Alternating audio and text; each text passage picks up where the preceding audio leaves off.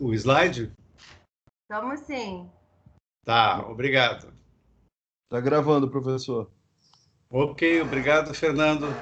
Então, pessoal, vamos começar mais uma aula, né? Essa vai ser a nossa terceira aula dessa parte, né? Da segunda parte. Então, hoje nós veremos, nessa aula número 3, conceitos importantíssimos, né? Relacionados aos testes, né? E que se referem àquelas provas, né? Aquelas evidências que nós vamos produzir, vamos aprender a fazer, né? Através da estatística e, né, de outras técnicas que nós veremos na sequência, né? Então, o que nós formos fazer aqui com a estatística, a partir de agora, né, vai ser produzir provas, né, de que os testes têm validade. Essa palavrinha aqui estaria melhor se estivesse aqui no primeiro lugar, né? Uma questão de ordem, né? Primeiro, em geral, a gente trabalha com as evidências de validade, depois fidedignidade, né? Normatização e padronização de testes. E esses aqui são os 4 pilares, digamos assim, não é? 4 dimensões ou 4 propriedades, né, psicométricas importantes dos testes, que nós vamos ver agora ainda um pouco de forma mais teórica, mas na sequência nós vamos começar a trabalhar, né, de forma operacional e estatística e tal, produzir provas, né, através da análise dos dados, certo? Bom, essas provas, né, elas devem ser produzidas conforme padrões que já estão determinados, né, por entidades internacionais, né, como nós já vimos, inclusive, na aula anterior. Já havia apresentado para vocês essas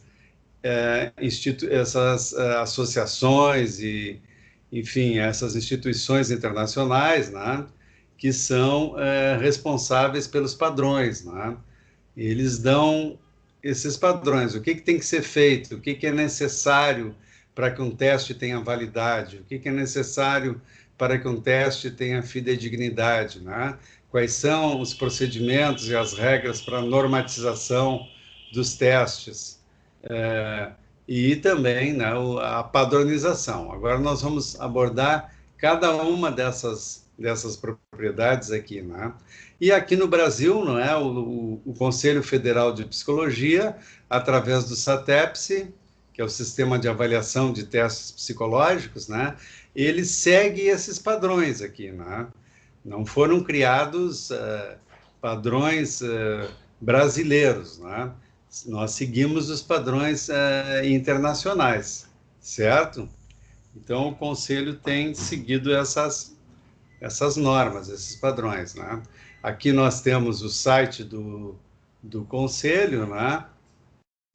Vamos ver se eu consigo fazer o acesso aqui. E, infelizmente, não... Aqui na apresentação não se consegue fazer, né? Vamos ver se aqui eu consigo. Eu saí um pouco. Vamos abrir a página aqui para a gente dar uma visitadinha no... vocês estão vendo aí? Continua compartilhando a tela? Continua sim. Sim. Tá, então aqui veja que já abriu, né, uma notinha aqui do Conselho, falando sobre orientação, sobre o uso de... Isso aqui é devido à pandemia, né, e a questão da utilização dos testes informatizados, ó. E outro dia até um colega estava me perguntando assim, se estava liberado essa utilização de testes no atendimento remoto, né?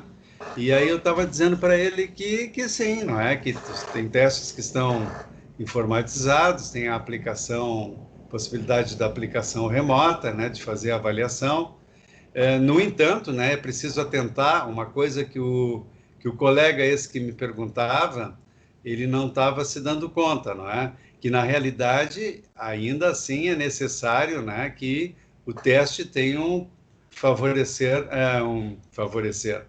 parecer favorável, né? Quer dizer, eu não posso pegar qualquer teste e tal e sair aplicando ele de forma online, né? Isso aqui trata, então, da aplicação online. No entanto, né, a velha regra do parecer favorável, ela continua valendo. Eu não posso aplicar um teste que não esteja com parecer favorável, né? Então, vamos fechar aqui. Bom, aqui nós temos o site do SATEPSE, né? E aqui está toda a legislação, né, pertinente aos testes. Essa resolução aqui de 2018, ela trata, né, da avaliação psicológica e também estabelece quais são os requisitos mínimos dos instrumentos, né, que os instrumentos devem apresentar para serem reconhecidos como testes e tal. Não é? Bom, então vejam, aqui tem toda a documentação, né? E essa documentação, como a gente já comentou, não é? Ela segue aquelas normas internacionais lá, né? Então, é só entrar aqui no site do SATEPSE, ter acesso a essas normas para conhecer com detalhes, né? Aqui tem alguma coisa também, ó, nesse fluxograma aqui, como é que a coisa acontece, né? Então, a partir do momento que se tem a resposta de que é um teste psicológico, né? Porque tem alguns testes que eles não são psicológicos, né? E às vezes precisa fazer um exame mais apurado para ver se aquilo realmente está tratando de uma variável psicológica ou não. Porque se não for, bom, aí ele vai ir para esse outro lado aqui, né? Mas se ele aí então tem que ser vistas as propriedades psicométricas, né? E aí ele vai passar, então, né, por essa avaliação do SATEPSE e ele vai ser considerado favorável, né, ou não, né? Se for considerado favorável, então ele pode ser utilizado, né? Se não for, bom, ele não pode ser utilizado, né? Então, isso envolve a ética profissional, certo? Aqui tem, né, aqui mostra o que o psicólogo pode usar, ó, testes favoráveis, né? E aqui o que não pode usar, não é? Testes que estão desfavoráveis, né? E tem alguns testes que são, embora sejam considerados psicológicos, eles ainda não foram avaliados, né? Por quê? Bom, geralmente é porque não houve interesse, né? De ninguém dessas pessoas aqui. Vamos ver o que vai aparecer aqui. Não vai aparecer, né? Não, vai aparecer sim, ó, tem uma lista, ó. Quer dizer, eles são reconhecidos como psicológicos, mas não houve interesse de encaminharem para lá, né? Eles não foram avaliados ainda, ó.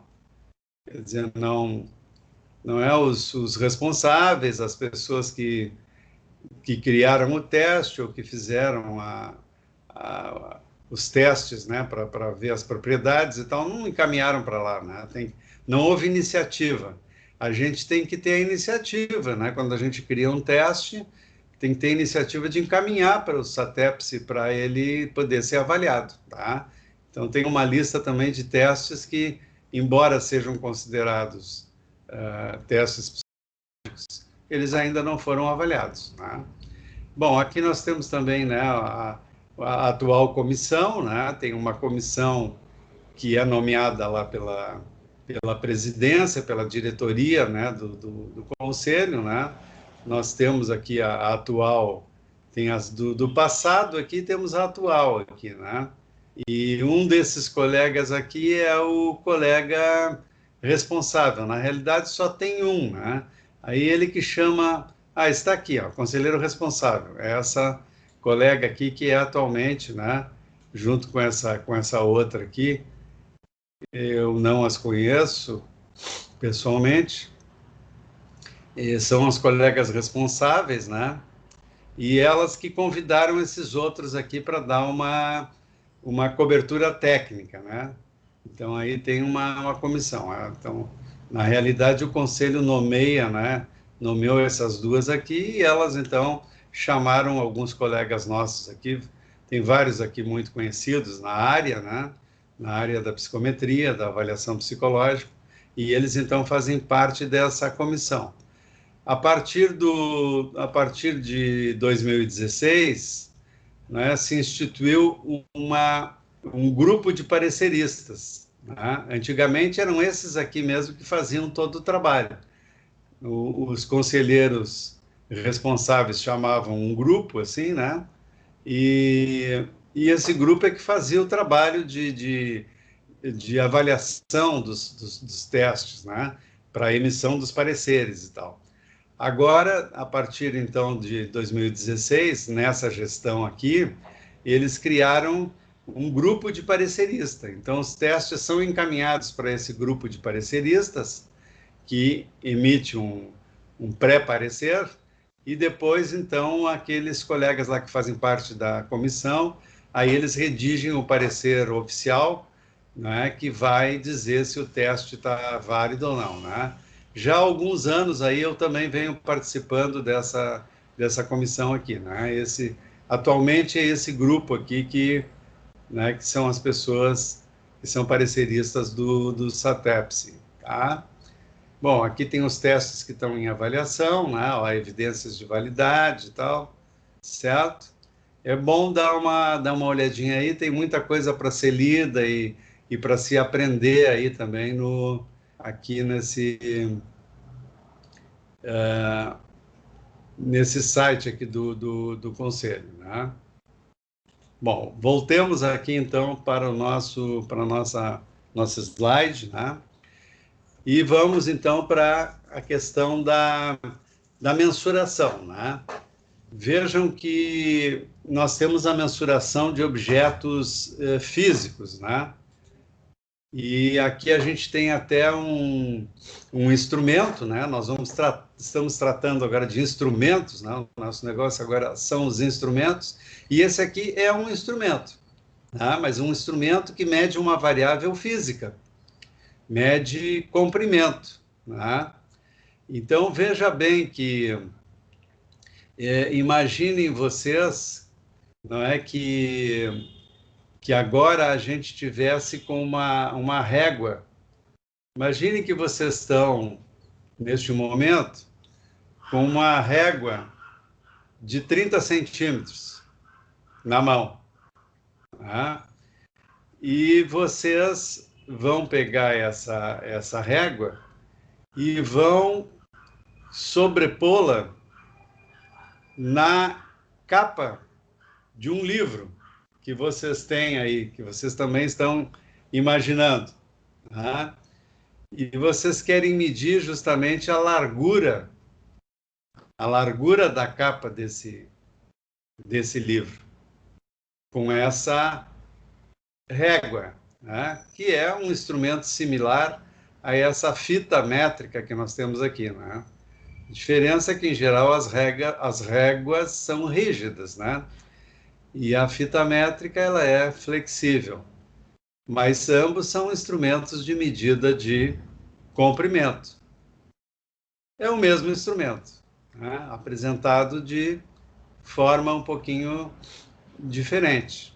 Então, vocês vão sobrepor a régua, né, para medir, mensurar a largura do livro. Veja que vocês, então, botaram a pontinha lá da régua, onde está 0, né? Está marcando 0 centímetros. E vocês, então, fizeram essa sobreposição e foram ver onde é que terminou a capa, né? A largura da capa. E aí, digamos que tenha dado, né? 15 centímetros. Então, a extensão, né, a largura é de 15 centímetros. Né? Quer dizer, terminou ali e deu exatamente em cima do 15. Aí vocês viram, ó, tem 15 centímetros. Né? Bom, veja que nós poderíamos fazer agora a primeira pergunta assim, sobre a propriedade de medir, não é? Aqui não é exatamente uma propriedade psicométrica, né? Porque não se trata de uma variável psico, mas de uma variável física, né? É uma propriedade métrica, digamos assim, né? E nós vamos perguntar, esse instrumento, essa régua imaginária que vocês utilizaram aí para medir a largura do livro, ela tem validade? Veja, a primeira coisa que nós vamos perguntar acerca de um instrumento de medida é se ele tem validade. O que significa a validade? A validade é, ele mede aquilo que ele se propõe a medir? Bom, a proposta aqui é que ele mensurasse a largura do livro. E ele tem competência para isso? Essa régua, ela pode medir a largura do livro? Pode, é a resposta. Mas por quê? Por que eu chego a essa conclusão de que ela pode? Porque a resposta é a seguinte: porque ela contém, né, o instrumento contém em si mesmo, no próprio instrumento está contido o atributo que está sendo medido. No caso aqui, o atributo que está sendo medido não é o livro, é a largura do livro. A largura do livro. Sim, mas a largura do livro tem no instrumento? Sim, tem no próprio instrumento. O instrumento contém a largura do livro, tanto que eu sobreponho o instrumento no atributo. Toda a extensão do atributo é coberta pelo instrumento. E aí, então, fica inequívoco o fato de que ele tem validade, pois ele contém o próprio atributo. Como não teria validade? Ele contém aquilo que ele mede, o atributo, no caso aqui, é a largura. Ah, mas se eu fosse medir o comprimento, agora o atributo é outro, é o comprimento do livro, não é mais a largura. Bom, você vai ver que ele também contém o comprimento. Não é? Você vai sobrepor ele lá, agora no comprimento, né? No sentido do comprimento, e o que vai acontecer? Aí, de repente, ele vai dar um resultado. Olha, o comprimento tem 25 centímetros, porque ele contém o comprimento. Não é? Então, esse instrumento de medida, o metro, né? No caso é representado pela régua, ou pela fita métrica, contém os atributos a serem medidos. Então, a validade é inquestionável. Né? Ela se dá ali no momento da própria mensuração, certo? Veja, então, que se tratando de objetos físicos, né, a gente muitas vezes tem essa situação de que a validade ela está ali de forma, digamos assim, automática, né? Pois que os atributos eles são parte, né? Eles são parte do próprio instrumento. Então não há como questionar, né? Se o instrumento tem validade ou não, tá?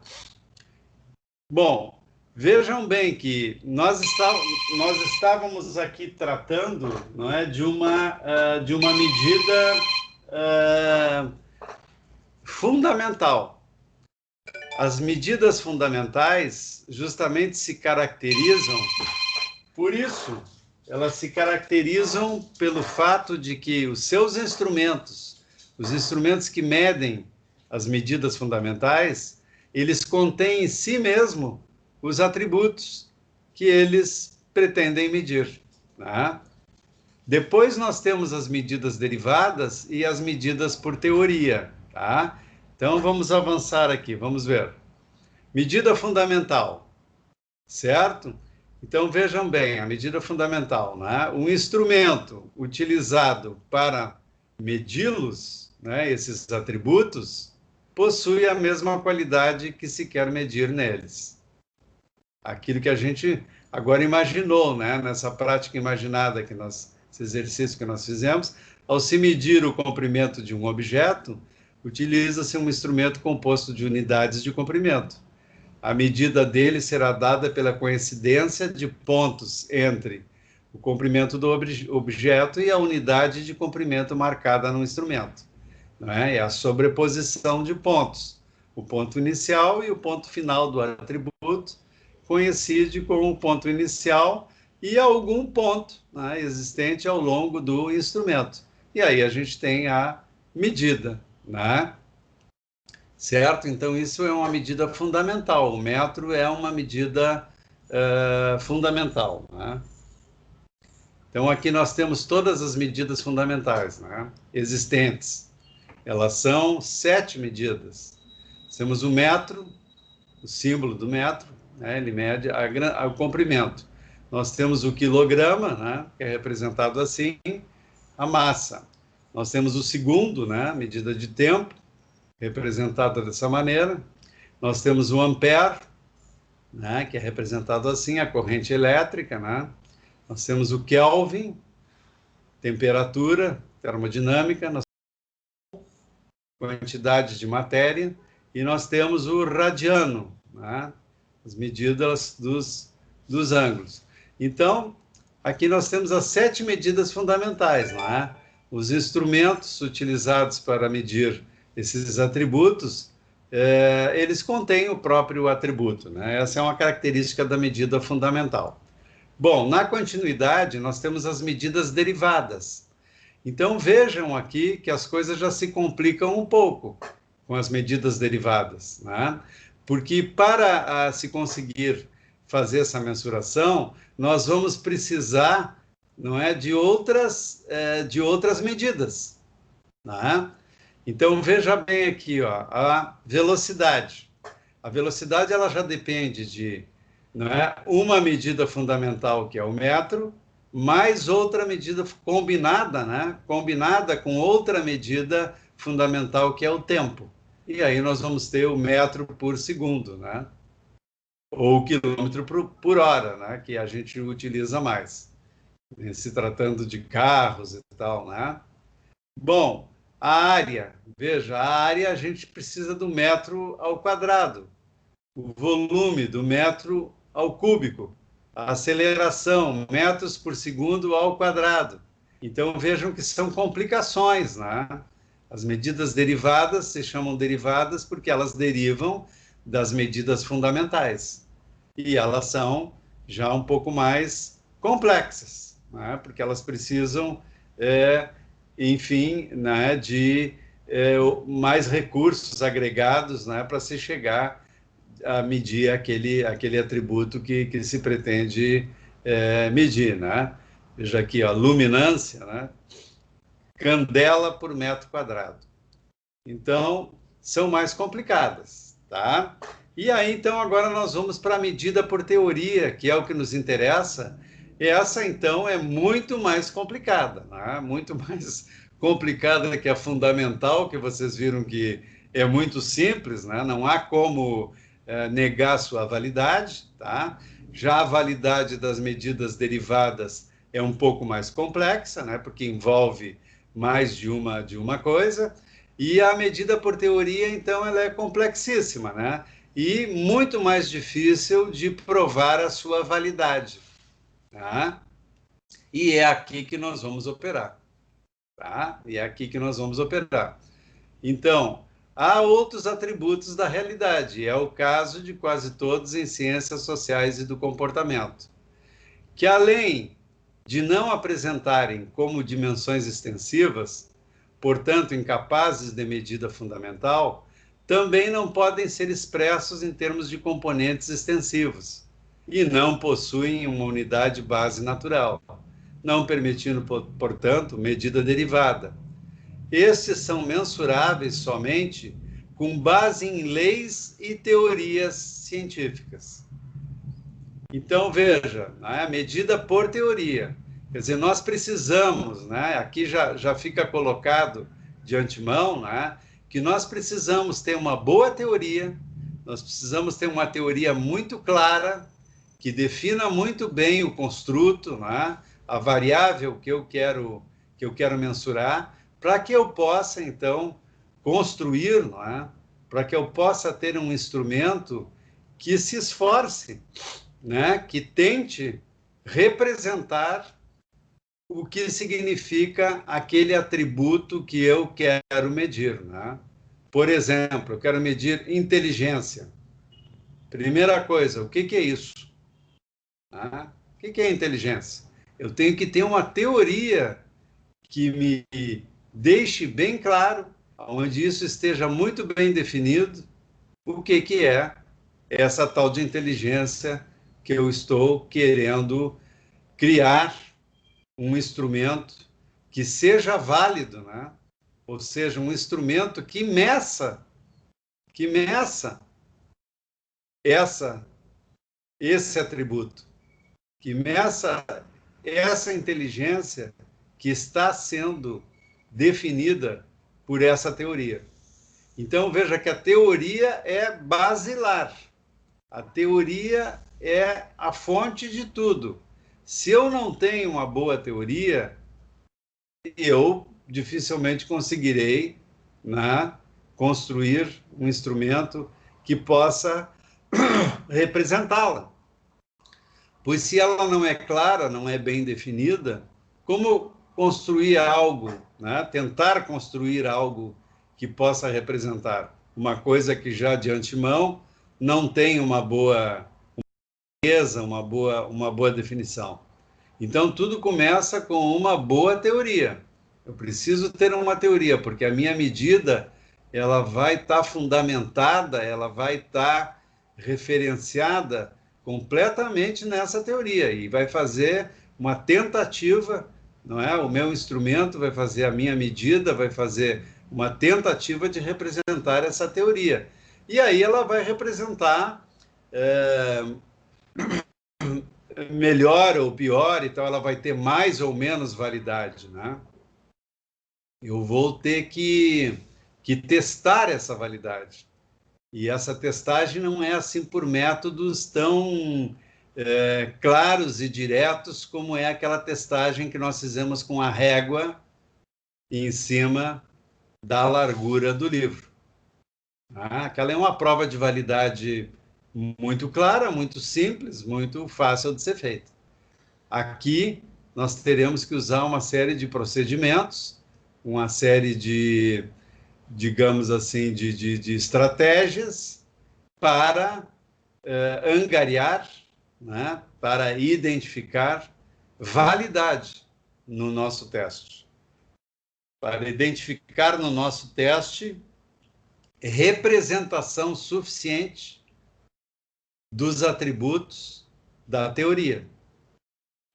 Se no caso aqui é personalidade a teoria, ou inteligência, poderia ser personalidade também, mas inteligência, que nós tínhamos falado antes, então eu tenho que conseguir encontrar aqui no instrumento provas suficientes para dizer que ele realmente mede a inteligência, que ele consegue fazer isso. E é isso que nós vamos nos dedicar daqui para frente, a testar a validade dos instrumentos, tá? Então, aqui nós vimos a diferença que existe entre medir variáveis físicas, e medir variáveis que não são físicas, não é? Que são coisas até abstratas, não tangíveis, como é o caso das variáveis em psicologia, como, por exemplo, inteligência, O livro eu consigo segurar na mão, a largura é algo concreto, físico, mas eu não consigo segurar a inteligência na mão. Inteligência é um construto, é uma teoria, é algo teórico, é algo abstrato, é algo conceitual. E aí não é tangível. Não dá para fazer nada por sobreposição, não é? Terá que ser feito de uma outra maneira a prova de que um instrumento que mede esse atributo, inteligência, ele tem razoável, ele tem suficiente, acho que essa palavra é melhor, né? Suficiente validade, porque ele não terá uma validade absoluta, ele terá uma validade considerada como suficiente, né? Então, aí o SATEPSE vai dizer que ele pode ser utilizado para o exercício profissional, porque ele reúne condições aceitáveis, né, de validade. Então, ele pode ser usado. Né? A validade é uma questão relativa. Né? Então, a gente consegue mais ou menos validade. Né? Evidentemente que quanto mais evidências de que aquele teste mede aquele construto a gente consiga, melhor. Tá? Ele, então, tem mais evidências de validade. Tá certo? Qualquer pergunta que vocês tenham, podem interromper e fazer, né? Para a gente conversar e esclarecer algum ponto que não tenha ficado claro.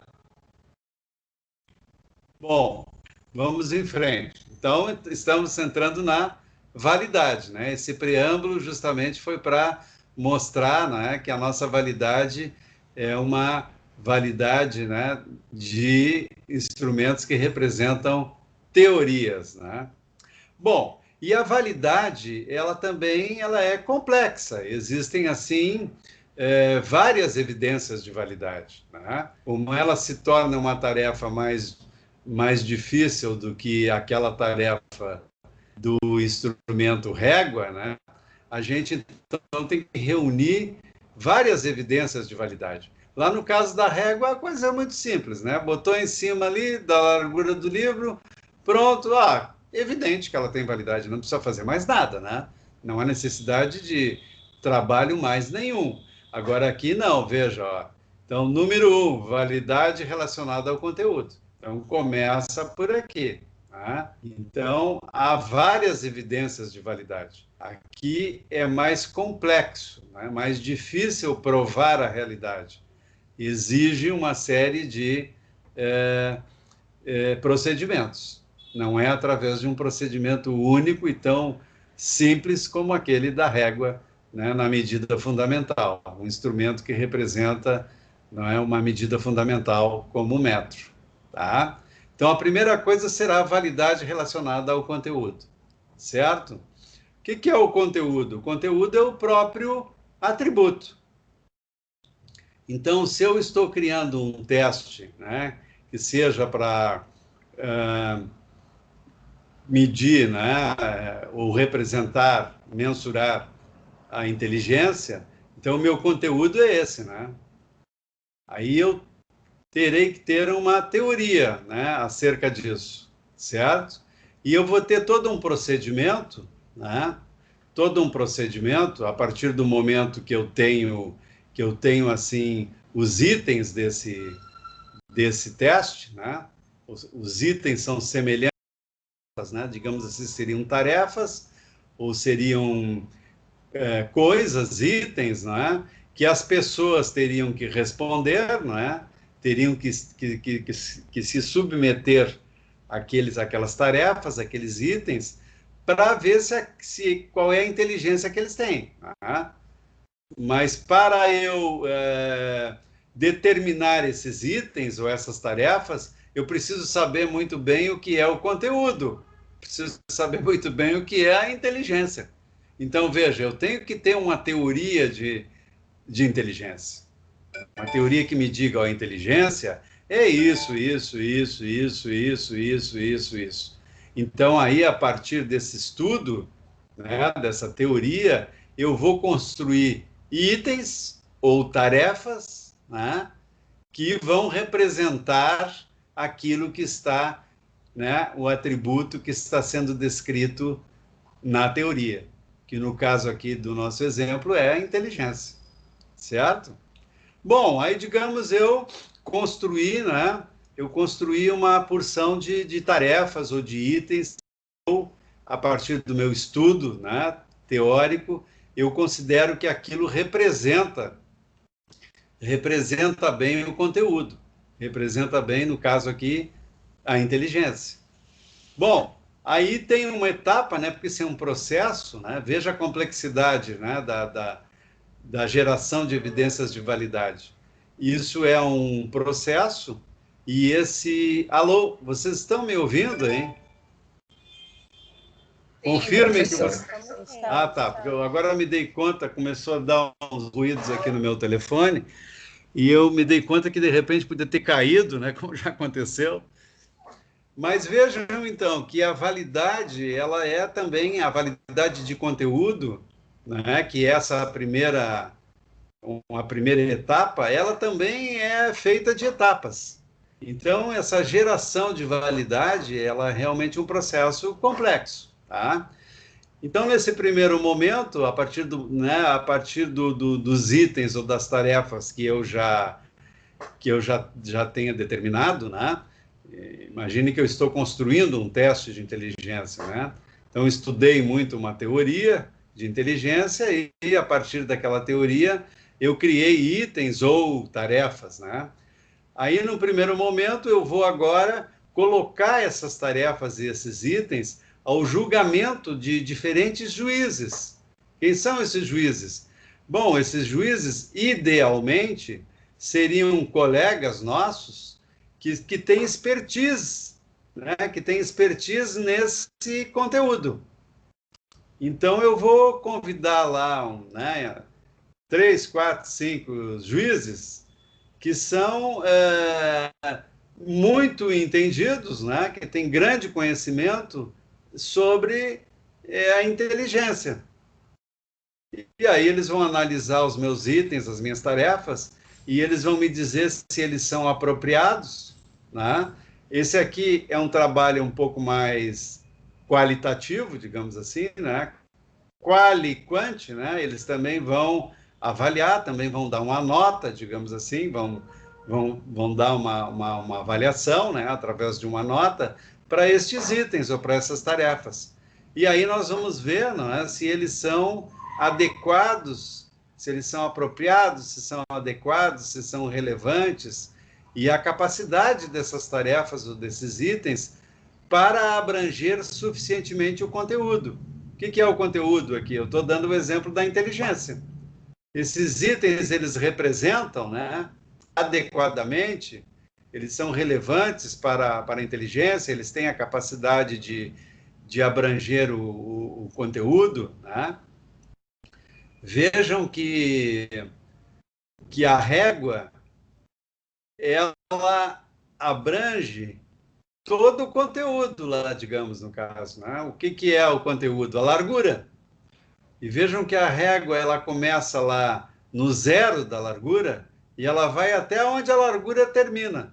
Quer dizer, um instrumento, ele abrange toda a extensão, né? Agora, aqui nesse caso da inteligência, a inteligência, ela tem uma extensão, né? Ela é feita, de repente, lá na teoria, ela é feita de várias dimensões, de várias faces, de qualidades e tal. E aí, esses itens, eles estão abrangendo toda essa diversidade que, de repente, está no conteúdo, no caso aqui, a inteligência.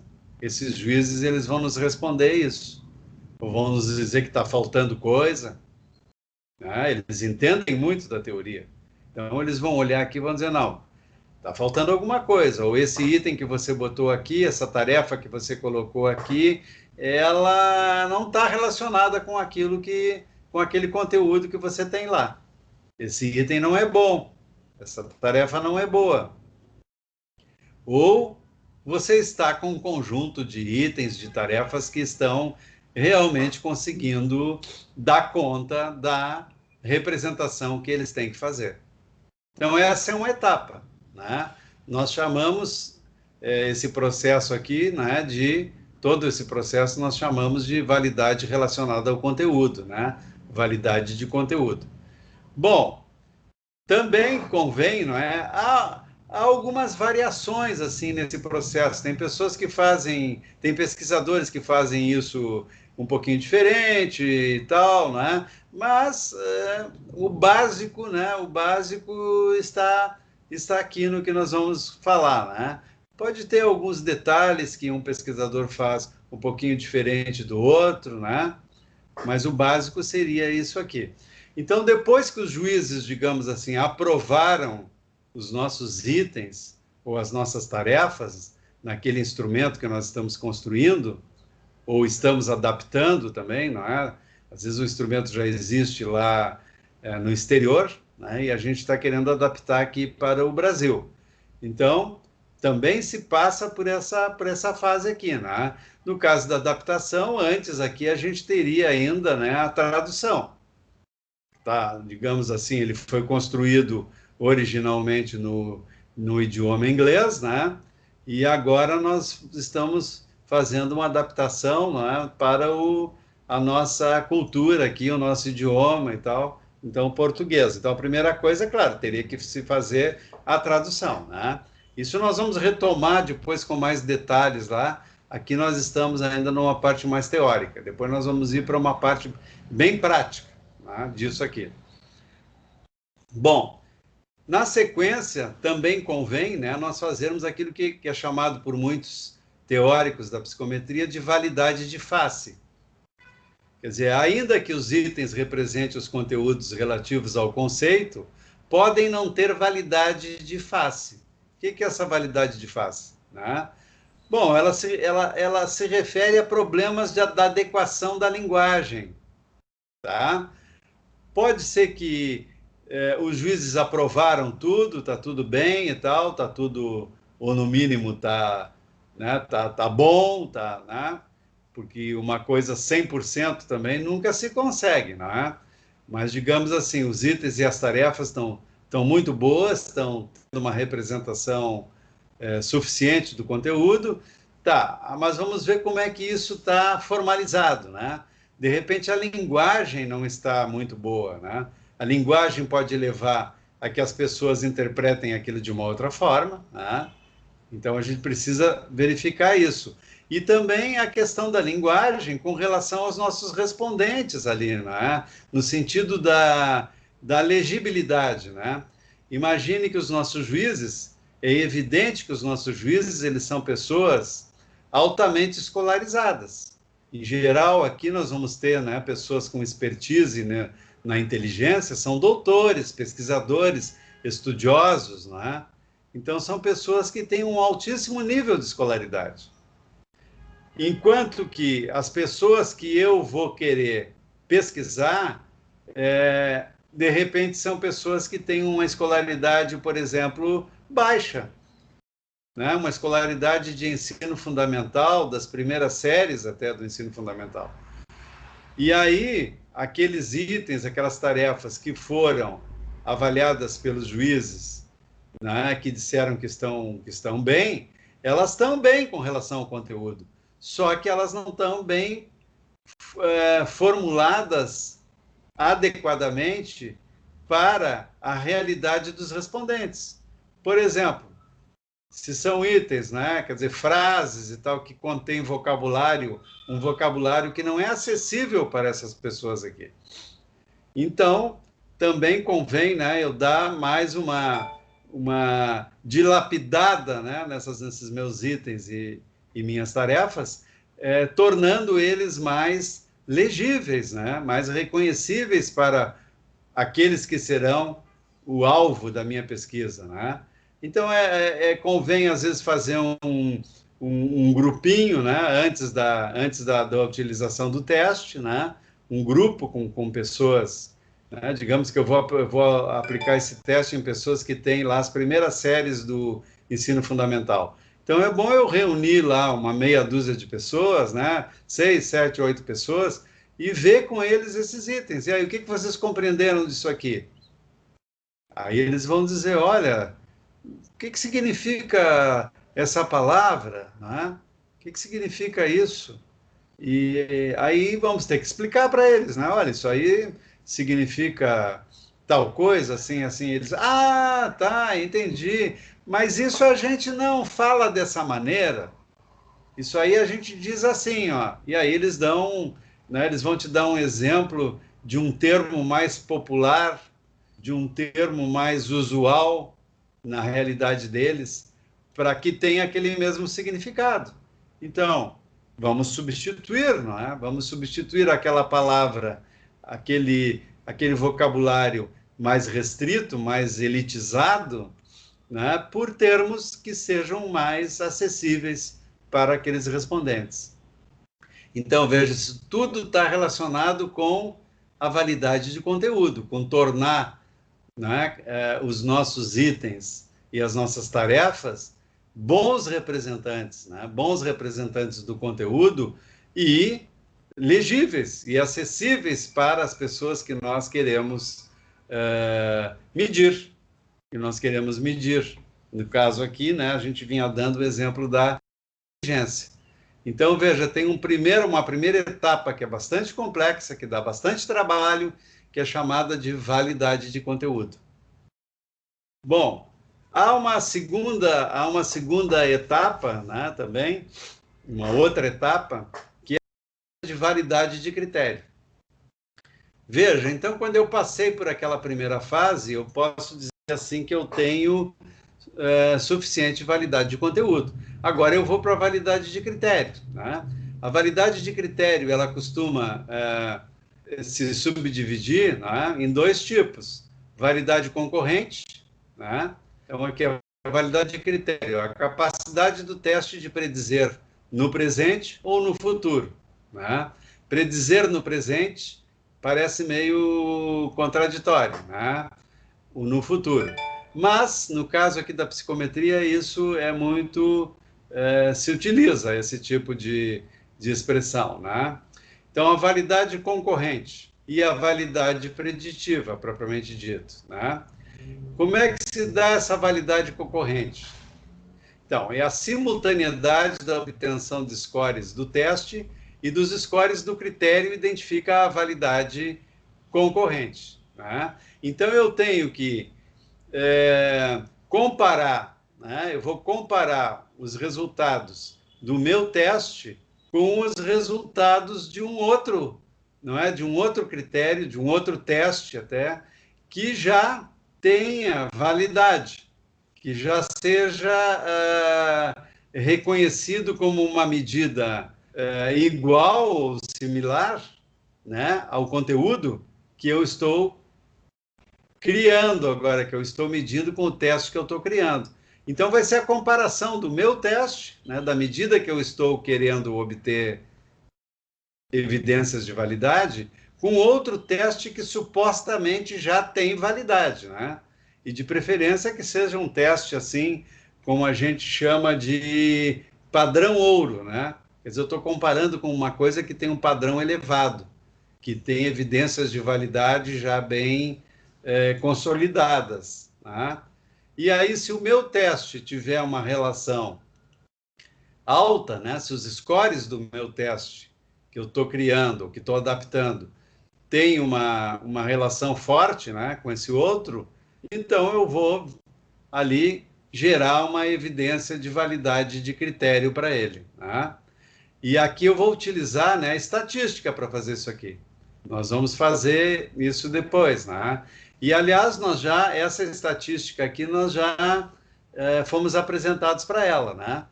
Para conseguir ver a relação entre o meu teste e o outro, eu poderei usar, por exemplo, o coeficiente de correlação de Pearson, que é uma técnica bivariada, né, de correlação. Eu terei duas variáveis. Terei a variável do teste A, que é o teste que eu estou querendo validar, com o teste B, que é o teste que já tem evidências de validade, tá? Então, aqui nesse caso, poderia ser usado até o coeficiente de correlação de Pearson para obter essa prova de validade, tá? Bom, tem a validade preditiva, né? Essa validade preditiva é a qualidade que o teste tem de predizer um critério futuro, certo? Bom, veja que é evidente que quando a gente testa uma pessoa, né, seja lá em que contexto da psicologia for, a gente justamente está querendo, em última instância, ver o seu comportamento, né? Digamos assim que eu estou trabalhando numa organização, né? Então, estamos no âmbito daquilo que nós chamamos psicologia organizacional. Uma tarefa muito típica, né? Uma das grandes tarefas que existem neste meio é aquela parte chamada recrutamento e seleção, né? Tudo começa aí, não é? É a entrada de um novo sujeito dentro da organização. Então, veja, há uma testagem, não é, para ver entre os candidatos a determinada vaga qual seria o candidato mais adequado. Então, justamente o que a gente está fazendo ali é selecionar um indivíduo que a gente acredita, né, que futuramente, né, que após essa seleção, né, ele irá apresentar um comportamento e um rendimento, uma produtividade, uma positiva, né, adequada para aquela organização. Então, essa nossa seleção e esses nossos testes, né, o que a gente espera é que eles tenham a capacidade de prever que aquela pessoa que a gente está inserindo na organização, que ela terá um comportamento esperado, um comportamento adequado, positivo para as metas, os objetivos daquela organização, né? E aqueles que a gente identificar como não adequados, bom, esses nós não vão ser excluídos, né? Não vão ser aprovados naquela seleção, tá? Então, a gente sempre tem essa perspectiva, né? Quando a gente faz um psicodiagnóstico, o que a gente quer fazer, né? E aí estamos no âmbito da psicologia clínica, né? Nós queremos justamente também fazer uma previsão, quer dizer, esse sujeito, ele precisará, né? Então, na sequência, nós vamos fazer uma indicação, não é? de terapia ou não, né? O teste está nos dizendo, olha, essa pessoa aqui, ela tem possibilidade de piorar. Ela tem uma possibilidade ela está precisando, ela precisará de uma ajuda, ela precisará de uma intervenção, não é? Clínica, para que não recrudesça essa situação, para que ela possa vir a melhorar, para que ela possa vir a crescer, não é? Então, os testes, eles têm, não é, essa capacidade preditiva, né? E isso é um pouco mais difícil de fazer na medida em que eu preciso ter um acompanhamento temporal, né? Aqui, nesse caso, eu precisaria fazer uma predição, não é? E digamos assim, esperar isso acontecer, não é? Até, certo? Então, isso não é possível de ser feito assim no mesmo momento, né? Para fazer isso, teria que ser feito com a passagem de tempo, né? Mas existem outros recursos, né? Para tentar obter essas evidências no mesmo momento, né? Aí, em geral, eu tenho que poder ver em que medida, né, o teste consegue, digamos assim, também discriminar, não é? Pessoas com diferentes tipos de condição, né? Nós vamos ver essas coisas mais adiante também na prática, né?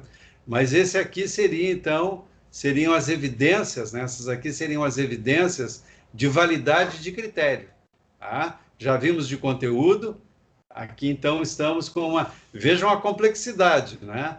Lá na medida fundamental, só botando a reguinha em cima do livro, pronto, tem validade.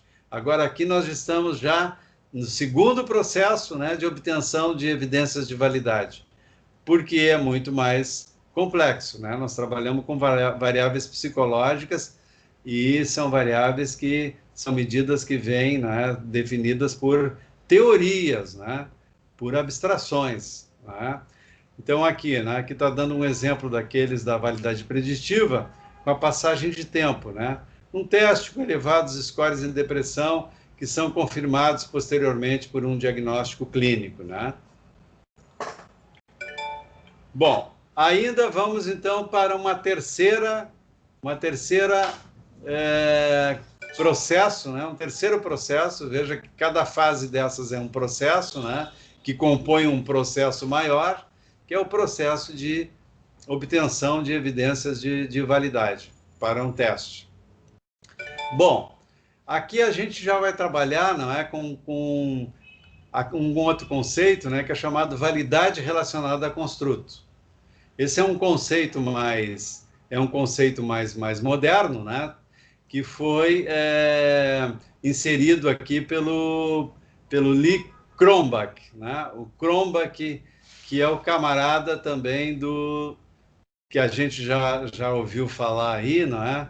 Do alfa de Cronbach, que nós vamos aqui também abordar, que é uma medida, né? O coeficiente alfa de Cronbach é uma medida de fidedignidade, que é a próxima propriedade psicométrica, né?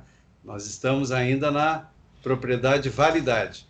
Mas essa proposta aqui foi uma proposta colocada já um pouco mais recente, né? Algumas décadas, mais recente, mas já várias décadas atrás, pelo Cronbach, né? Então, é o grau em que o teste mede o construto, né? Requer uma acumulação gradual de informação de várias fontes, tá? Então, aqui já é, digamos assim, um processo mais integrado daquilo que a gente estava vendo antes, né? Da validade de conteúdo, a validade de critério. Então, hoje em dia, a gente utiliza mais esse processo aqui, ó, né? Que é buscar aquela validade convergente, né? A correlação, lá nós vimos aquilo no concorrente, né? Mas também pode ser entendido como convergente, a construção de um outro teste, né? Já validado que mede o mesmo construto. Então, através do coeficiente de correlação de Pearson, nós obteríamos validade convergente, né? Validade discriminante seria o contrário, né? A verificação se a medida não está relacionada indevidamente com indicadores de construtos distintos, né? Por exemplo, aqui está dando um exemplo, a ansiedade é um construto, né, que se relaciona, nós já vimos isso lá no outro período, né? Se relaciona de forma inversa com a autoconfiança. Uma pessoa muito autoconfiante, ela está pouco ansiosa. Uma pessoa muito ansiosa está pouco autoconfiante, né? Então, aqui a gente consegue ver também em que medida, né? Por exemplo, uma medida de ansiedade, ela consegue discriminar pessoas ansiosas de pessoas autoconfiantes. Então, aí ela estaria dando uma prova de que ela discrimina e que, portanto, ela mede esse construto, ansiedade, né? E a validade fatorial, que nós vamos trabalhar aqui também, né? As teorias, né, elas são complexas muitas vezes, né? E elas dizem que a ansiedade, por exemplo, né, com uma teoria de ansiedade, vai dizer que a ansiedade ela é composta de dimensões. Ela não é uma coisa só, que ela é feita de dimensões. E que ela tem, não é, nessa teoria, porque existem muitas teorias na psicologia, né? Mas nessa teoria que eu tô me lembrando agora aqui, né, que é a teoria mais utilizada mesmo, né? Vem lá, por exemplo, está relacionada lá com o trabalho do Charles Spielberg, né? Que tem um instrumento chamado IDAT para representar essa teoria, né? Então, em geral, né, os teóricos dizem que a ansiedade ela é composta de aspectos ou dimensões cognitivas, né, que está aí no nível dos pensamentos e tal, os medos, as preocupações, né, os pensamentos intrusivos que invadem a mente das pessoas, né, e que são ameaçadores, são negativos. e eles causam, né, ansiedade. E uma ansiedade que é manifestada, que também se dá, né, de modo somático. Então, ela tem uma dimensão cognitiva, ela teria uma dimensão cognitiva e uma dimensão somática, né? Vejam, então, nesse caso, ela já teria duas dimensões. Aí eu crio um instrumento com tarefas ou com itens, né, para representar essa ansiedade nas suas duas dimensões. Bom, a análise fatorial, ela vai nos dar provas, né? Esse instrumento vai ser testado através dos scores, né? Não são os instrumentos diretamente que são testados, né? São os scores dos sujeitos naqueles itens, naquelas tarefas. E aí a análise daqueles scores, né, através da análise fatorial, no caso, nós vamos ver se realmente vão aparecer tarefas ou itens cognitivos e tarefas ou itens somáticos. Então, aqui é uma prova da estrutura, né? Da estrutura fatorial, se existem esses dois fatores realmente. E isso nós vamos ver através de uma técnica estatística bem complicada também, né?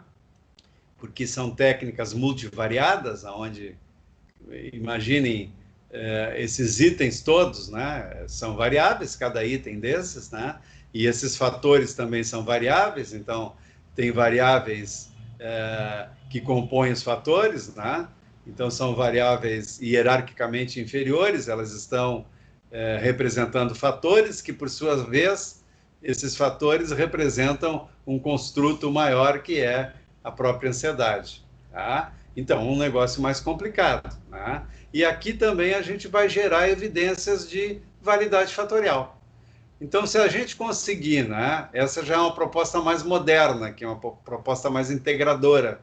Se a gente conseguir evidências suficientes, essas três evidências aqui suficientes, né, de forma suficiente, em volume suficiente, eu quero dizer, né, nós estaríamos podendo afirmar assim que a gente está conseguindo evidências de validade de construto. Tá? Bom, nós partimos para uma outra propriedade, né, que uma medida deve ter. Então, validade a gente já viu, não é, de forma teórica, e depois nós vamos ver isso praticando, né, e utilizando as técnicas estatísticas adequadas para gerar cada prova daquelas, né? E aqui, então, agora a gente vem para uma segunda propriedade de extrema importância, que é a fidedignidade. Então, a fidedignidade, ela se dá, né, principalmente de duas formas, certo? Por estabilidade temporal e por consistência interna da medida. E a fidedignidade se refere ao que, principalmente? Ela se refere à precisão. O quão preciso é, né? O quão preciso é o teste. Veja que a validade se referia a se mede o que se propõe a medir. Bom, mede o que se propõe a medir. Mas faz isso com precisão? Né? Então, é necessário que um teste seja válido e fidedigno. Ele precisa ter as duas coisas, certo? Não adianta só ele ser fidedigno e não ser válido. Ele precisa ter essas duas propriedades. Ele precisa ter evidências, tanto de validade, evidências de validade, quanto evidências de fidedignidade. Tá? Então, agora nós vamos estar mais focados em ver a questão da fidedignidade ou da precisão do teste. Tá? Veja que no caso lá da medida fundamental metro, não há dúvida nenhuma de que havia validade, pois que o atributo que está sendo medido está contido no instrumento, tá? Mas também havia, notoriamente, precisão, porque a gente emparelhou o ponto zero com o início da largura e a gente foi ver até onde dava o final da largura e aí então nós vimos que dava no ponto 15. E aí nós afirmamos assim, não, tem precisão. É claro que se a gente pegar uma lupa e for aumentando o ponto final, né? For aumentando o ponto final, aumentando, o ponto 15, onde há sobreposição do final da largura com o número que tem na régua, de repente, aumentando, nós vamos ver que não há uma exata sobreposição. Ou seja, há um errinho ali sempre. E quanto mais nós formos aumentando essa lente, a gente vai ver que sempre vai haver um certo erro de medida, mesmo na medida fundamental. É claro, hoje em dia nós temos medidas de metro com tecnologias mais avançadas, com laser, com não sei o que mais e tal. E o que acontece? Acontece que elas reduzem o erro de medida. Mas, no entanto, embora na medida fundamental o instrumento possa ter erros ainda, os erros que eles têm são muito menores do que os erros que nós vamos ter aqui, na nossa medida por teoria. Então, a gente poderia dizer lá no caso da régua que ela tem validade e que ela tem precisão, porque ela tem uma precisão bem boa. Né? É óbvio que vai ter um erro ali, porque tudo que é medida tem erro, seja fundamental ou não, né? Mas o erro ali ele vai ser mínimo, né? E se eu usar um metro tecnologicamente mais avançado, né? Um instrumento para medir mais avançado, eu vou ainda reduzir mais esse erro, certo? Agora aqui eu tenho que provar, né?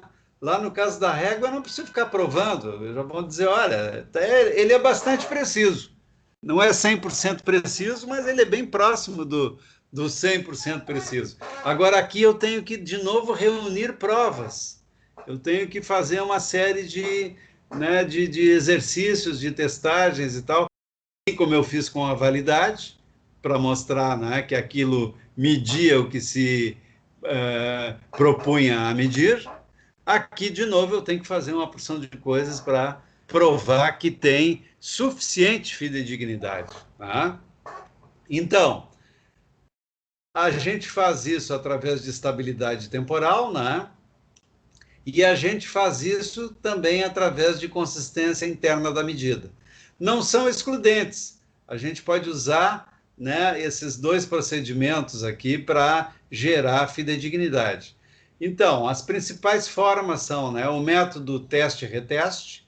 Veja que esse método teste-reteste, ele justamente dá uma medida de estabilidade temporal, né? Porque aqui consiste em aplicar o teste, né? Em um grupo de pessoas responde ao teste, tá? E de passado um certo tempo, né? Digamos, um mês, 2 meses, aquelas mesmas pessoas respondem ao teste novamente. E eu vou ver a relação que existe entre a primeira e a segunda resposta. Como é que eu vou ver essa relação? Bom, essa relação aqui pode ser vista, por exemplo, pelo teste estatístico que nós já vimos. Veja como aquelas coisas são úteis, né? Eu falava para vocês que isso tudo ia ser utilizado no trabalho com os testes, né? Então, aqui a gente pode usar o coeficiente de correlação de Pearson. E o que a gente espera? A gente espera que o resultado revele uma alta correlação entre o teste e o reteste. Então, aí a gente pode dizer que há estabilidade temporal. Tá? Mas tem uns probleminhas aqui, né? Tem uns probleminhas aqui. Nem tudo é um mar de rosas, né? Vejam que o difícil aqui é estabelecer, conforme o conteúdo do teste também, né? É difícil estabelecer aqui qual seria o intervalo de tempo melhor. Porque é possível que, se o intervalo de tempo seja muito pequeno, que as pessoas, ao invés de responderem verdadeiramente ao teste novamente, elas se lembrem das respostas. Ah, tá, nesse aqui eu respondi a opção tal. Nesse aqui eu respondi a opção tal. E aí eles já não respondem mais o teste, mas eles se lembram de memória das respostas que deram antes. Isso invalidaria esse nosso método aqui de obtenção de evidências de fidedignidade e estabilidade temporal, não é? Bom, há um efeito, né, chamado isso de efeito educativo aqui, não é? Também, se a gente estabelecer, conforme o conteúdo, se a gente estabelecer um período de tempo muito longo, também é possível que a pessoa mude, né? As pessoas estão vivas. E conforme a variável que eu estou medindo, isso já pode ter sido alterado na pessoa. Então, essa medida aqui, de repente, já não vai ter uma correlação tão boa com a segunda medida, que foi feita 6 meses depois. Imagine que nós estamos aqui trabalhando com uma criança. Dependendo da idade da criança, né, uma criança lá de 2, 3 anos, 6 meses na vida dessa criança representam uma evolução enorme em determinados aspectos. E aí ela já não é mais a mesma criança, ela já é outra criança, né? Então aí ficaria difícil em poder usar, né? Então veja que o tempo aqui, conforme o caso, ele deve ser muito bem pensado. Qual é o intervalo de tempo entre o teste e o reteste? Mas é um recurso. Se bem aplicado, ele pode gerar uma evidência adequada. O método de formas alternativas. O método de formas alternativas é eu, teste, criar uma forma similar, uma forma igual, alternativa, né? Ou seja, mede a mesma coisa, mas de maneira alternativa, com itens diferentes, com tarefas diferentes. E aí eu vou comparar um com o outro, né? As pessoas vão responder aos dois, e de novo deve haver uma altíssima correlação entre ambos, né? Certo? Bom, depois eu tenho também o teste, o método das metades, né, para gerar fidedignidade. Como é que é feito isso? Eu pego um teste que tem 30 itens, né, e eu divido em 2 partes esse teste, né, divisão pelas metades, né? Bom, e aí eu vou comparar as 2 metades, para ver se elas têm uma alta relação entre si, né? Haja visto que os itens medem o mesmo construto, então eles têm que apresentar uma relação muito elevada, né, entre as 2 metades. Isso já seria uma medida, né, uma medida de consistência interna, assim como também o método aqui das formas alternativas. Já não é mais uma medida de estabilidade temporal, né, como teste e reteste. Aí uma medida de consistência interna, quer dizer, parte do teste é comparado com outra parte do teste. Aqui a dificuldade, né, que reside nesse método é se dar conta que os itens eles podem ter dificuldades diferentes e, portanto, não seria justo eu comparar metades que não tivessem um equilíbrio, por exemplo, com relação a essas dificuldades, né? E então eu simplesmente separar assim pela metade, né? Eu vou pegar do 1 ao 15 e depois do 16 ao 30 e comparar esses dois, né? Eu poderia estar comparando 2 metades que não têm um bom equilíbrio entre si. Isso já não daria uma medida, né? Uma evidência de fidedignidade correta, né? Às vezes também fazem por 2 grupos, né? Os ímpares e os pares, tá? Mas tem que cuidar essa questão da dificuldade dos itens. O ideal seria que eu pudesse, né, equilibrar nessas metades, né, essa questão da dificuldade, por exemplo, né? Então, essa é uma dificuldade que eu tenho que cuidar. Tenho que cuidar, porque senão eu também não vou estar gerando uma evidência de fidedignidade, né? Nesse caso, consistência interna adequada, tá? Bom, e aí eu tenho também os coeficientes de consistência interna, né? Por exemplo, um deles é aquele mais conhecido que nós falamos há pouco, que o software calcula lá para nós, né? Que é o coeficiente de alfa de Cronbach. Ele é um coeficiente de consistência interna, né? Ele também faz uma análise lá da relação dos itens entre si e dos itens com o todo. E aí eles produzem esse coeficiente alfa de Cronbach. Isso o SPSS e outros softwares nos dão isso pronto, né? Aí a gente tem como ponto de corte o 0,70, né? Nós vamos ver isso depois, mas é necessário que o alfa seja pelo menos 0,70, né? Para que a gente possa dizer que um instrumento tem uma boa consistência interna. Se tiver abaixo de 0,70, já vai ficar uma evidência de validade fraca, né? Certo? A evidência de validade boa começa em alfa de 0,70. E 0,80, 0,90, né? Melhor ainda, tá? Bom, depois da validade e da fidedignidade, nós temos a normatização. Esse é um outro processo, né? Esse processo se refere à interpretação dos scores do teste. Então, a normatização, ela se dá, né? Aqui está trazendo os dois conceitos, vamos ver então os dois para depois a gente partir para a normatização. Então, diz aqui, ó, padronização ou normatização, em seu sentido mais geral, né, mais lato sensu, refere-se à necessidade de existir uniformidade em todos os procedimentos no uso de um teste válido e preciso, de um teste com validade e fidedignidade, tá? Então, agora ele precisa ser normatizado e padronizado, tá? Então, para o Cronbach, né, que é um teórico, um estudioso aí importante dentro da psicometria, né, como nós já vimos, toda hora nós estamos citando ele, né, a padronização se refere à uniformidade na aplicação do teste e a normatização à interpretação dos scores do teste. Então, são duas coisas diferentes, né? E essas coisas todas, evidências de validade, evidências de fidedignidade, normas e padrões, devem vir sempre nos manuais dos testes, né? Então, uma pessoa, quando vai aplicar um teste, ela tem acesso a todas essas informações.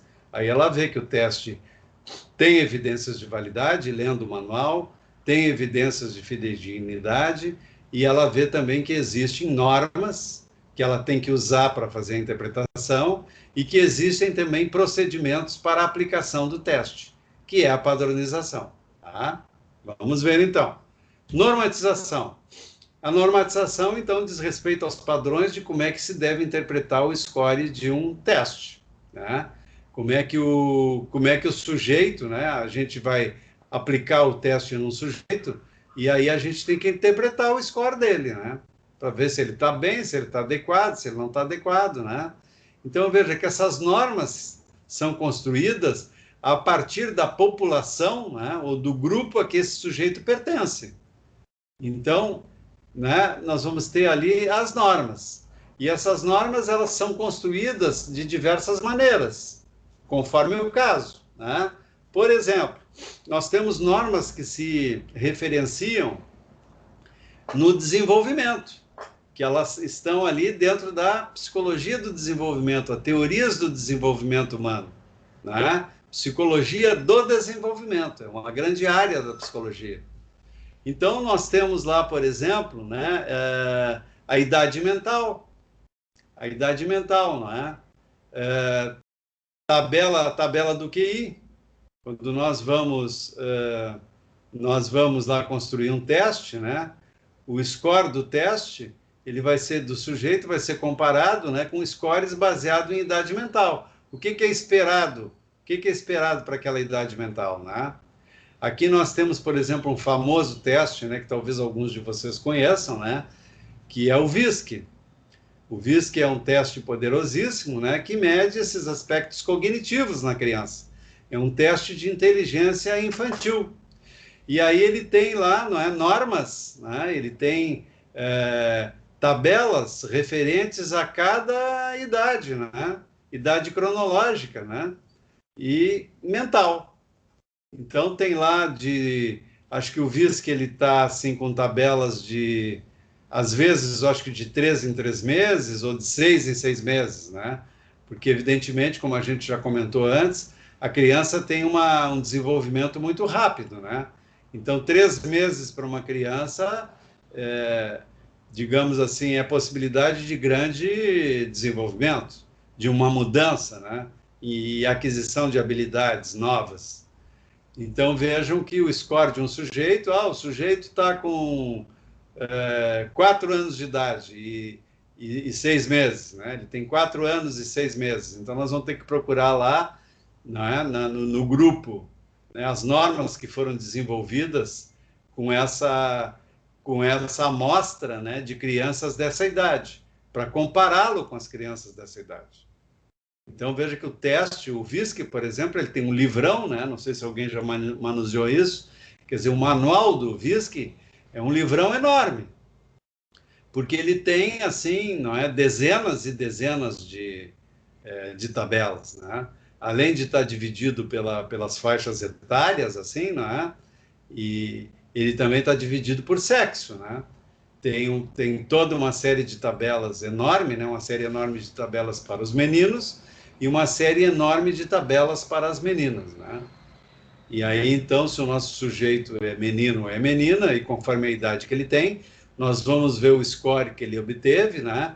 E vamos lá fazer a interpretação daquilo na tabela, né? Vamos comparar com a tabela a qual ele pertence, né? A amostra a qual ele pertence, né? E vamos ver como é que ele está em relação àquelas pessoas, né? E como o VISC tem muitas tarefas, né? Então tem também tabelas para cada tarefa daquelas. Aí é um livrão, né? É um livrão de centenas de páginas, né?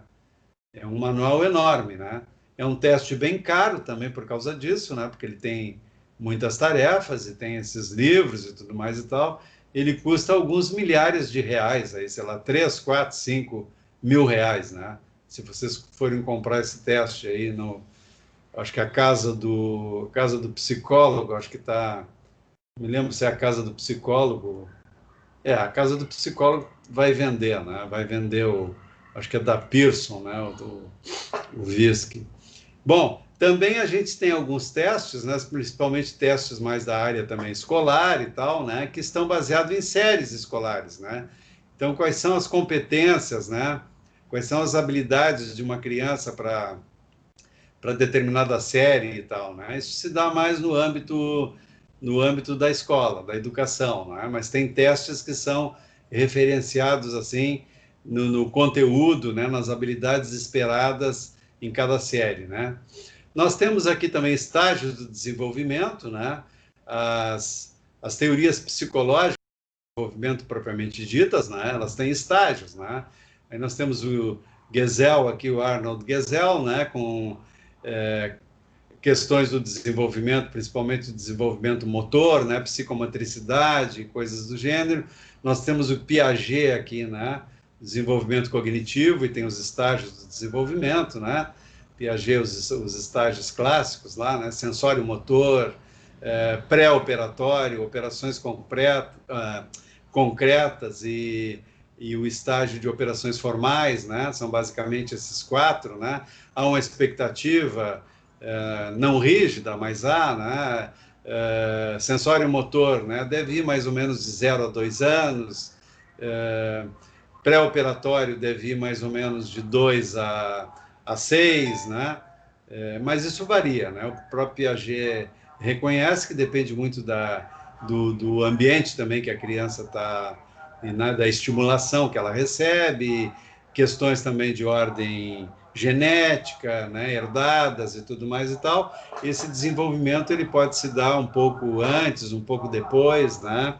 E aí o teste ele vai estar referenciado nessas expectativas que vêm dessas teorias, né? Teorias do desenvolvimento, tá? Também nós temos aqui o desenvolvimento, podíamos citar um outro exemplo, né? Desenvolvimento moral, por exemplo. Aí nós temos teorias também de julgamento moral, né? Temos um teórico importante aí que também é um discípulo do Piaget, né? Porque a moral ela vem da área cognitiva, né? Nós temos aqui o Lawrence Kohlberg, por exemplo, né, com os estágios de desenvolvimento moral, tá? E assim por diante, né? Então, são normas que são referenciadas na psicologia do desenvolvimento. Bom, nós temos aquelas normas, né, chamadas de normas intragrupo, né, que é referenciado nos scores de um grupo, né? De uma amostra de determinada população, tá? Para o qual o teste foi construído, né? Então, a gente vai comparar aquele sujeito que a gente agora está avaliando, não é, com essas normas intragrupo. Essas normas intragrupo, elas podem ser produzidas por posto percentílico, né? Então, vai haver lá na tabela no teste, vai haver percentis, né? Estarão lá os percentis. Aí nós vamos ver o score do sujeito, ele se refere a qual percentil, ele corresponde a que percentil. Aí nós vamos lá na tabela e vamos ver onde é que esse percentil, né, que é o que representa o score que o sujeito teve no teste, onde é que esse percentil está lá no grupo, né? No grupo referência, né? E aí nós vamos ver se ele está bem, se ele está mal, né? Se ele está acima, se ele está muito acima, se ele está muito abaixo, né? Então, aquele percentil vai nos dizer, olha, acima desse sujeito aqui existe só 10%, né?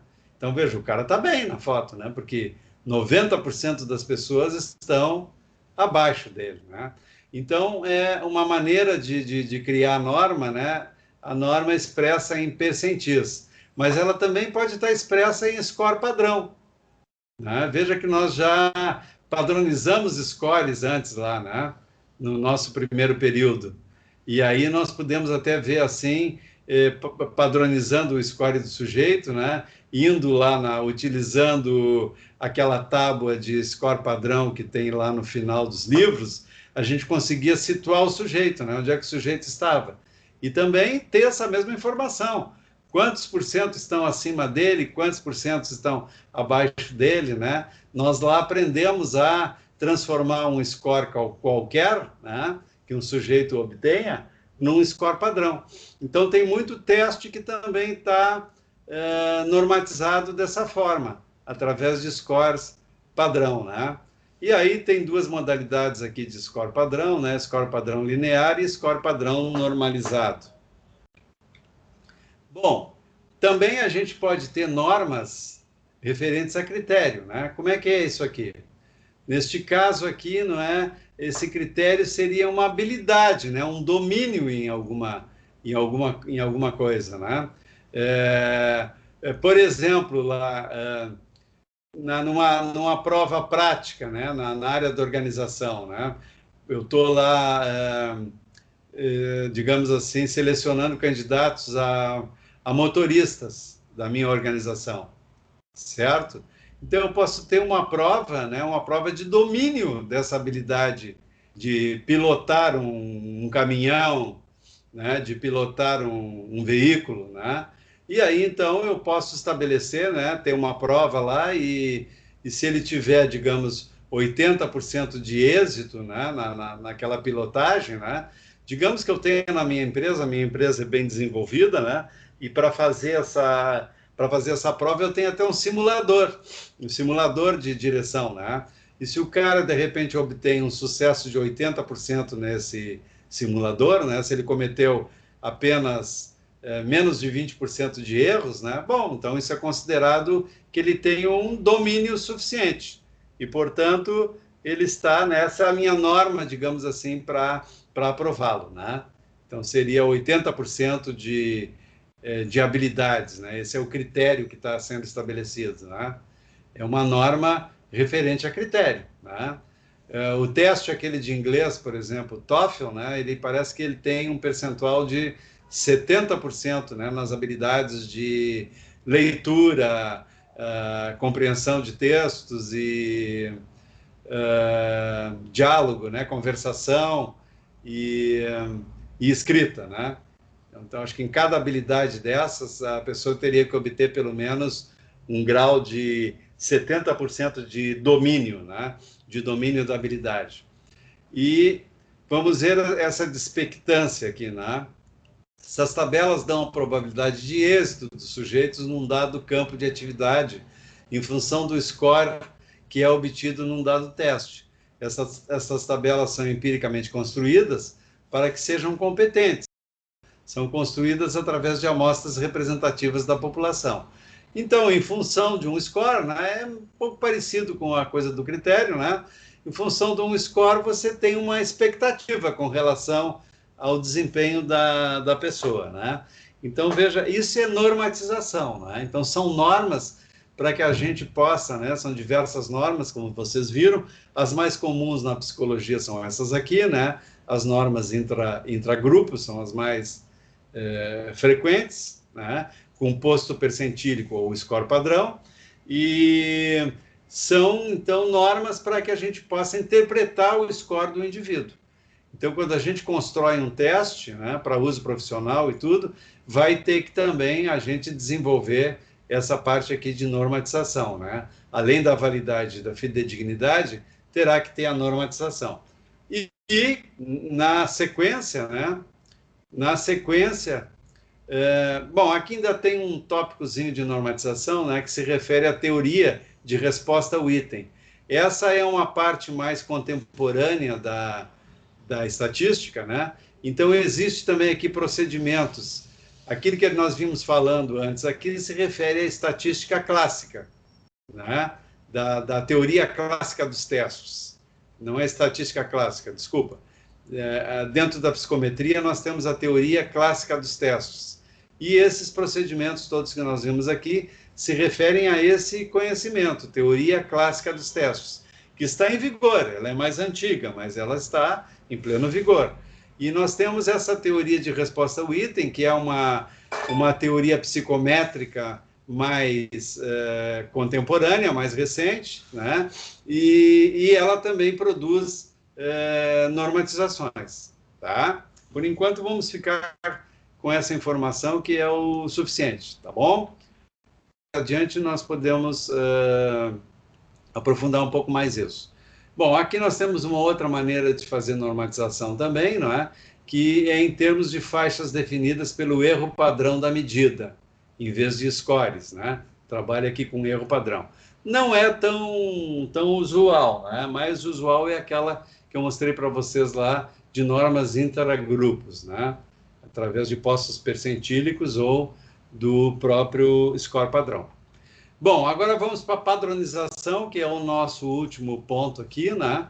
A padronização, ela se refere, portanto, àquela parte mais que nós chamamos assim, não é, vulgarmente, né, de aplicação do teste, né? Bom, a primeira coisa, o material da testagem, né? Então, o meu teste ele tem que ser válido e fidedigno. Caso contrário, né, eu já tenho um problema aqui, né? Quer dizer, a qualidade do meu material, né? Eu já tenho um problema com a ética aqui, né? Veja que nós começamos vendo lá o Conselho Federal e o SATEPSE, né?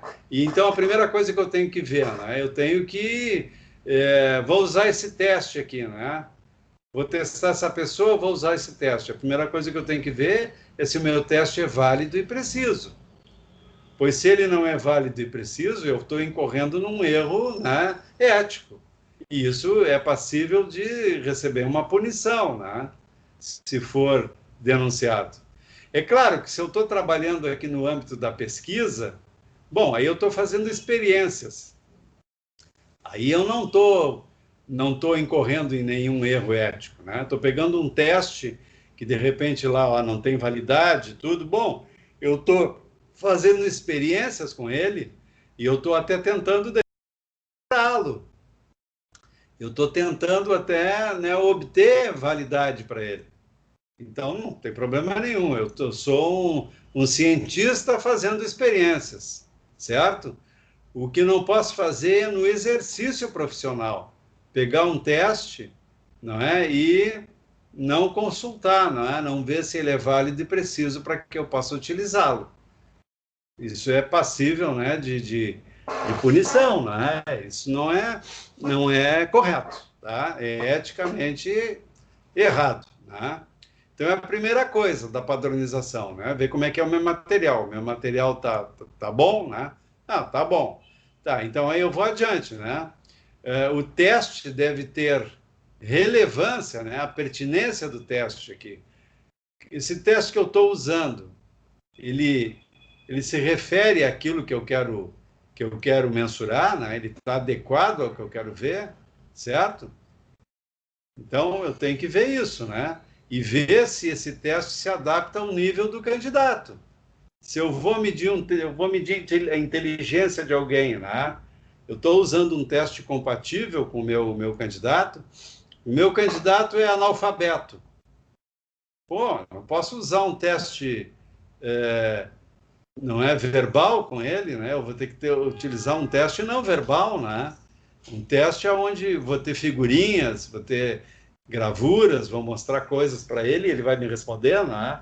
Ele não tem um domínio da linguagem escrita, ele não sabe ler, né? Não sabe escrever. Então, não pode ser qualquer teste para ele. Tem que ser um teste que seja adaptado ao nível dele, né? E mesmo que ele seja alfabetizado, mas é um sujeito de nível de ensino fundamental, eu não vou poder usar um teste que seja um teste de nível superior, né? Então, tudo isso eu tenho que ver, né? Quem é o sujeito, qual é o problema que eu estou investigando e adaptar isso ao nível do candidato. Isso também é um problema ético, né? Se eu utilizar um teste, né, inadequado, um teste que foi normatizado, veja, nós falamos há pouco em normatização, né? Um teste que foi normatizado para as crianças do Leblon e agora eu fui lá para a Mangueira avaliar as crianças da Mangueira com aquele teste que foi normatizado para as crianças do Leblon.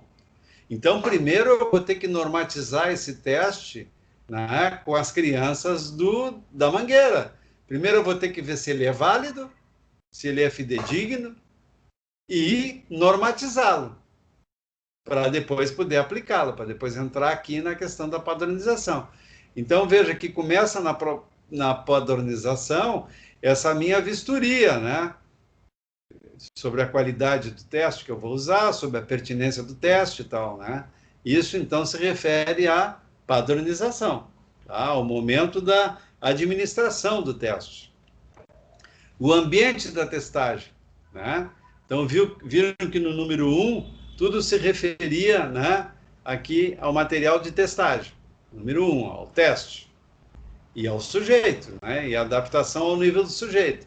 O número 2, agora é com o ambiente, ó.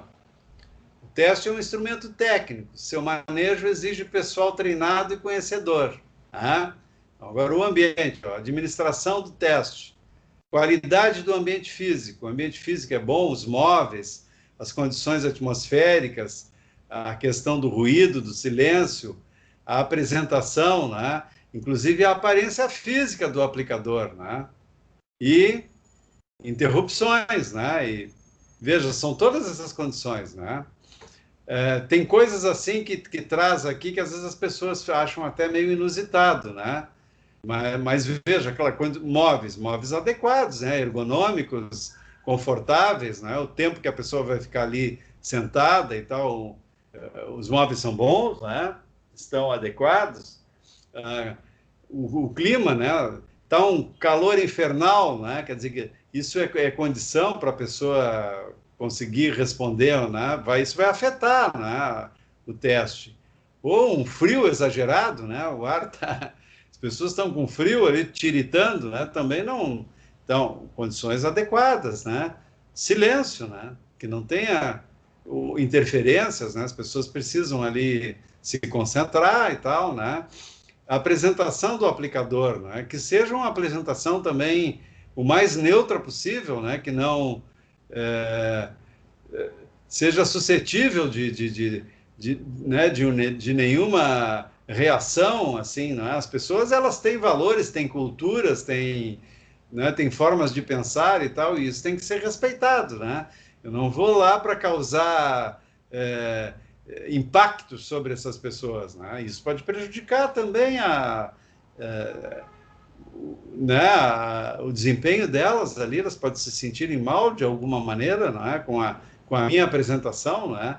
Então, que eu tenha uma apresentação mais neutra possível, né, que não suscite nenhuma espécie de reação, de constrangimento, né? Cuidar disso, né? Aparência física. Também aqui os teóricos da psicometria dizem que às vezes até um perfume, né? um perfume um pouco mais exagerado, um perfume que venha também a... As pessoas têm alergias, têm alergias, né, a determinados cheiros. Aí a aplicadora, né, foi bem bonita, bem arrumada, com banho tomado e botou aquele perfume francês magnífico e tal, mas isso está prejudicando uns 2 ou 3 lá na sala, que estão se sentindo mal com isso, né? Então, cuidar até disso, né? De não ter esse tipo de coisa. Né? Isso é a padronização. Ó. A qualidade do ambiente psicológico, né? Saúde física e psicológica normal, vontade própria ou encomenda do responsável pelo paciente, né? Então, criar esse ambiente também que seja um ambiente o mais tranquilo possível e tal, né? É claro que tem determinadas situações em que é inevitável, né? A pessoa, às vezes, ela está sendo avaliada não por vontade própria, né? Está sendo pedido, por exemplo, pelo juiz, né? Aí nós estamos no âmbito da psicologia jurídica. Bom, e aí aquilo tem que ser feito, né? A pessoa não está lá, mas você tem que procurar criar, de qualquer forma, um ambiente que seja o melhor possível para essa pessoa, né? A compreensão do testando sobre a tarefa a executar, não é?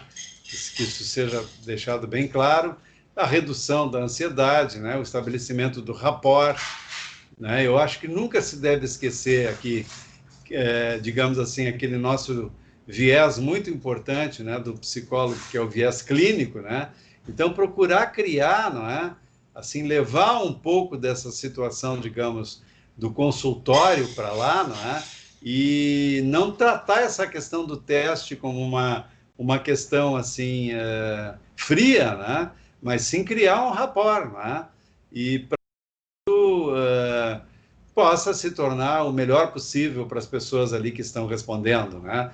A gente está querendo mensurar elas em alguns atributos que não necessariamente são produzir ansiedade e desconforto e tal, né? Bom, tem algumas situações que são adversas mesmo, né? Que são mais difíceis, digamos assim, de contornar isso, né?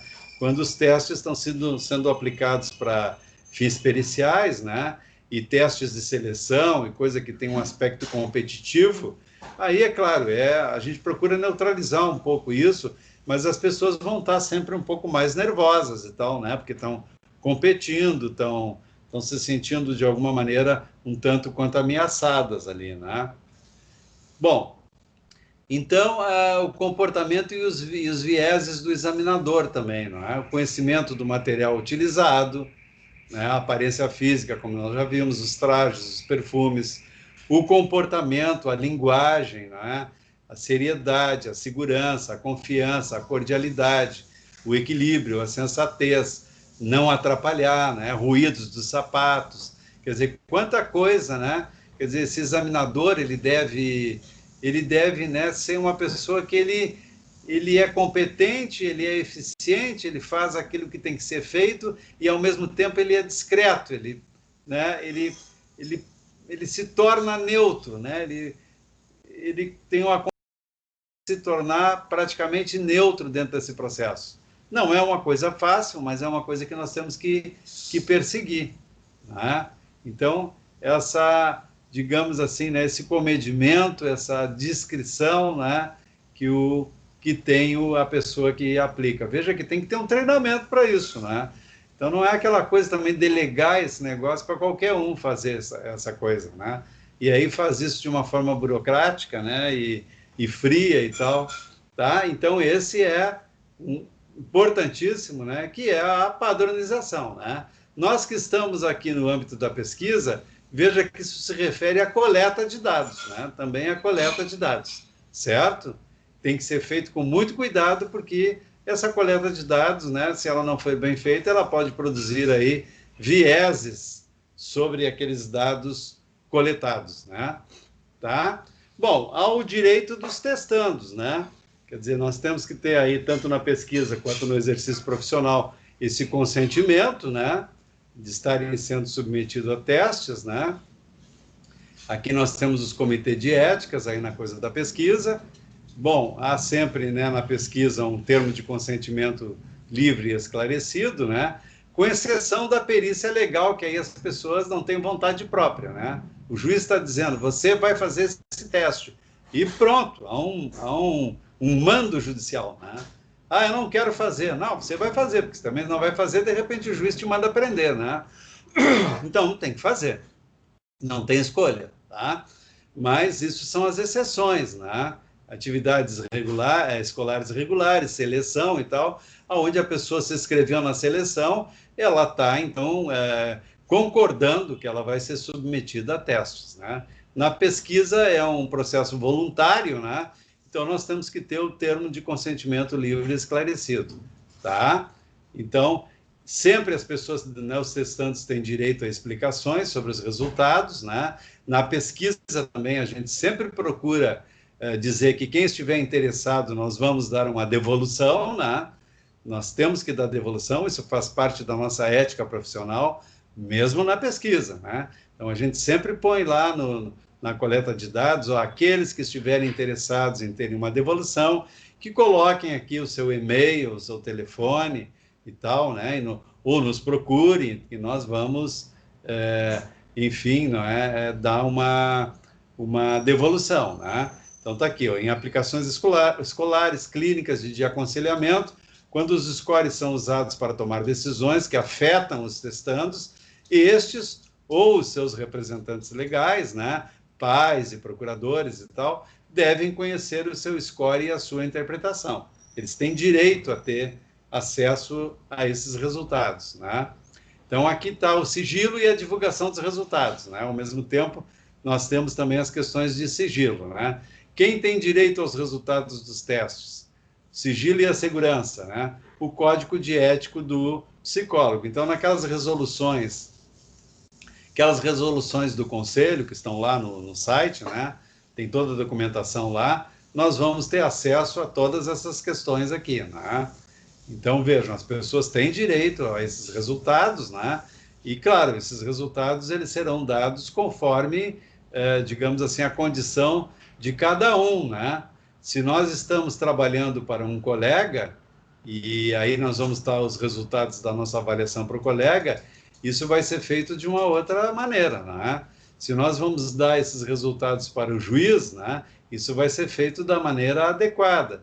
Se vamos dar o resultado para a criança, se vamos dar o resultado para os pais, a cada clientela dessas há uma maneira de dar acesso a esses resultados, né? E há questões de sigilo aí, de informações que só podem ser compartilhadas, né, com determinadas partes, né? Como, por exemplo, os nossos colegas de trabalho, como eles estão submetidos ao mesmo código de ética, com eles nós podemos, digamos assim, né, todo os nossos resultados e enfim, não é? Mas para outros clientes nós vamos ter que manter o sigilo, né? Para não, digamos assim, expor determinados aspectos das pessoas que nós estamos testando, né? Então, é bom dar uma olhadinha no código de ética lá, né? E ver essa questão toda, que se refere também à padronização, né? E aí aqui nós terminamos essa nossa apresentação, né? Vamos voltar aqui para a nossa sala. Já estamos aí também chegando próximo ao meio-dia, né? E, bom, agora nós vamos entrar numa parte, na próxima aula, na aula número 4, né? Nós vamos entrar numa parte mais prática, né? Já trabalhando esse processo aí da validade, né? Então, vamos começar com a validade de conteúdo e como é que a gente realiza isso operacionalmente, né? Tanto para adaptação de instrumentos, que é o que a gente faz bastante, né? A gente utiliza muito instrumentos já existentes, né? Em outras culturas. Normalmente, na maioria dos casos, eles estão em língua inglesa, né? E aí nós fazemos um trabalho de adaptação, né? E a validade de conteúdo. E também quando nós construímos instrumentos, aí eles não existem, nós estamos construindo, eles também passam por esse mesmo processo, né? de validação de conteúdo. Quer dizer, tanto a adaptação quanto a construção, com pequenas diferenças, né, principalmente no início, eles passam por um processo de validação de conteúdo. Então, nós vamos começar a ver isso já. A próxima aula vai versar sobre isso, né?